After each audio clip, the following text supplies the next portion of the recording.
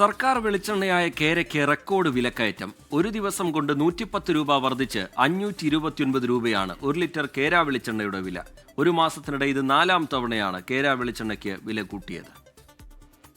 പൊള്ളുന്ന വെളിച്ചെണ്ണ വിലക്കയറ്റത്തിൽ നിന്ന് പൊതുജനത്തിന് ആശ്വാസം നൽകാൻ സംവിധാനമൊരുക്കുന്ന സർക്കാർ പ്രഖ്യാപനം വന്ന് 24 മണിക്കൂർ തികയും മുമ്പ് സർക്കാർ ബ്രാൻഡ് കേരയുടെ വില തന്നെ കുതിച്ചുയർന്നു. കേരഫെഡിന്റെ കേരയ്ക്ക് ഒറ്റ ദിവസം കൊണ്ട് 110 രൂപ കൂടി 529 രൂപയായി.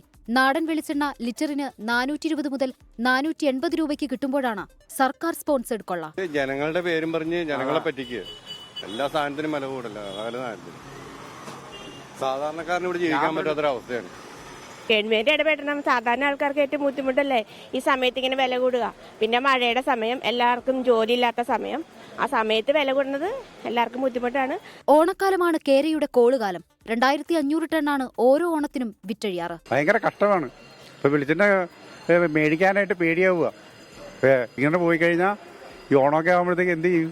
പൊതുമേഖലാ സ്ഥാപനം തന്നെ വില കൂട്ടിയതോടെ മറ്റു ബ്രാൻഡുകളും വെറുതെയിരിക്കില്ല. ഇതോടെ നട്ടം തിരിയുക പൊതുജനമാണ്. വെളിച്ചെണ്ണ വില നിയന്ത്രിക്കാൻ ഇടപെടുമെന്ന സർക്കാർ ഉറപ്പ് നിലനിൽക്കെയാണ് സർക്കാർ ബ്രാൻഡായ കേര വെളിച്ചെണ്ണയുടെ വില ലിറ്ററിന് 529 നിൽക്കുന്നത്. ഇങ്ങനെ തുടരുകയാണെങ്കിൽ ഓണവിപണിയിൽ പൊള്ളിമറിയും വെളിച്ചെണ്ണയെന്നാണ് സാധാരണക്കാർ പറയുന്നത്. അനന്തുവിനൊപ്പം സൂര്യശ്രീ, 24 കൊച്ചി.